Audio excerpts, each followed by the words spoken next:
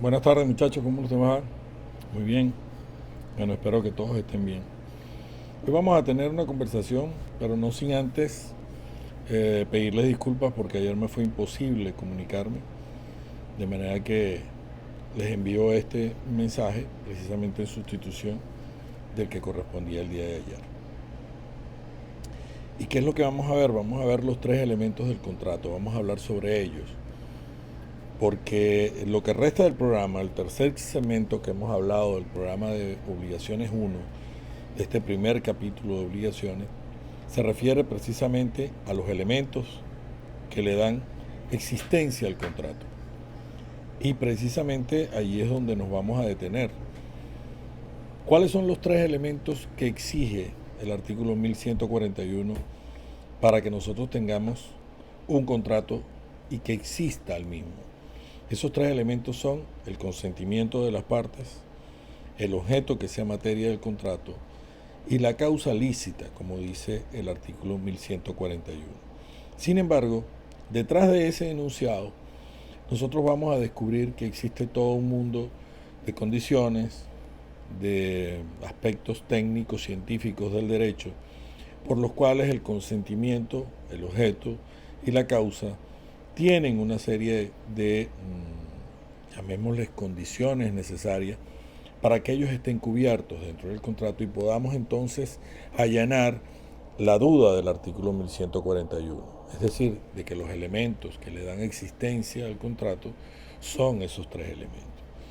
Si ustedes quieren ir adelantando, si ustedes quieren despejar a qué nos referimos cuando nosotros hablamos de consentimiento, el objeto y la causa, valdría la pena hacer un ejercicio. Por ejemplo, el consentimiento. Hacernos una breve pregunta. ¿Las partes han querido contratar?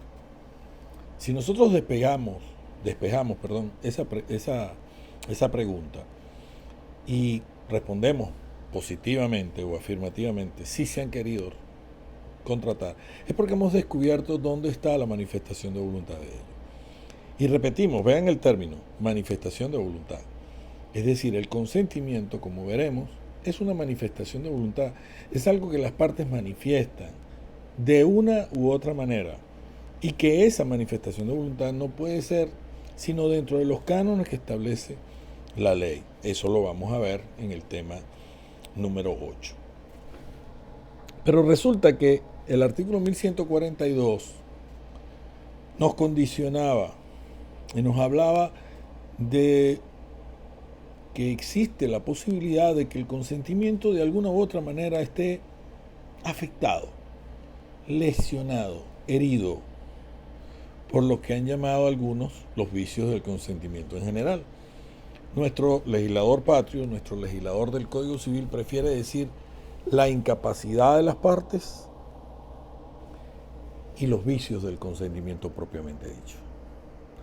De manera que nosotros vamos a analizar en un tema específico cuáles son esos vicios del consentimiento, porque las incapacidades ya ustedes las vieron en civil, sin embargo las vamos a mencionar y vamos a decir cómo se allanan, es decir, cómo se pudieran subsanar ese vicio que el legislador está diciendo que existe por la incapacidad de las partes. Recuerden que hay tres tipos de incapacidad, que es la minoría, la interdicción y la inhabilitación. Nuestro legislador o nuestro Código Civil establece cómo se sustituye esa manifestación de voluntad de los incapaces. Ahora bien, cuando hablamos de los vicios del consentimiento, propiamente dicho, ahí sí vamos a analizar unas cosas nuevas. Hay lo que se conoce como el error, hay lo que se conoce también como el dolo y hay la violencia.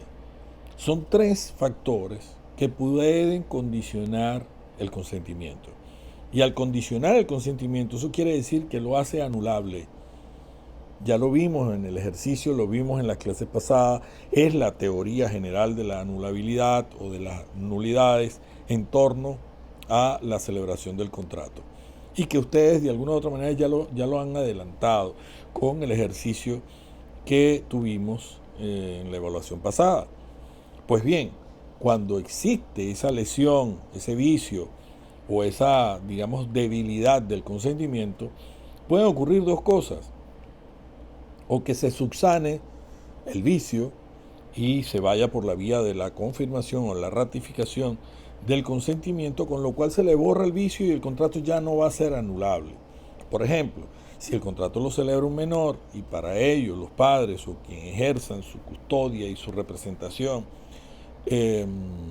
dan su consentimiento al contrato porque lo consideran pertinente, y si es necesario acuden a un consejo de protección para que allane ese permiso, pues simplemente, o a un tribunal, perdón, de protección, pues simplemente ese vicio de la manifestación de voluntad del menor habrá sido subsanada y por lo tanto el contrato ya no será anulable. Pero puede ocurrir lo contrario, que se ejerza el recurso de nulidad, que tiene un periodo, como veremos, pero que en todo caso, si se ejerce el recurso de nulidad dentro del periodo y prospera, pues la consecuencia es que el contrato queda anulado. Y en ese caso, entonces se producen todos los efectos de los cuales hemos hablado anteriormente.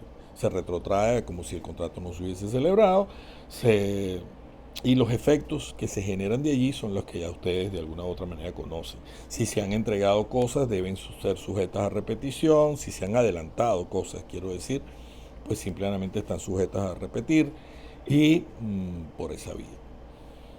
Los dos últimos temas que se refieren a estos elementos del contrato son el objeto y la causa. Y aquí el legislador sí es preciso. El legislador establece unas condiciones para el objeto y unas condiciones para la causa. ¿Cuál es la ventaja de esto? Bueno, que si están cubiertas esas condiciones o esos requisitos que establece el legislador, pues simplemente tendríamos cubierto el 1141 y estamos en presencia de la existencia de un contrato. Aunque eso lo vamos a ver por parte, yo les quiero adelantar, esos requisitos, por ejemplo, para el objeto son que el objeto sea posible, que el objeto sea lícito, que no sea contrario al derecho, y que el objeto sea determinado o determinable. Ya les voy a decir qué significa esto, con el permiso de ustedes. Determinado o determinable es que las partes hayan tenido la suficiente capacidad o interés de describir a qué se obligan. ¿Por qué? Bueno, porque hablábamos que la pregunta del consentimiento que debíamos despejar era si las partes habían querido contratar. Pues bien, en el objeto la pregunta que debemos despejar es ¿a qué se obligan las partes? ¿Cuáles son sus obligaciones? ¿A qué se han comprometido? ¿Qué han dicho que harán en favor de su contraparte en el contrato? Esa es la manera en que se despeja el objeto de los contratos.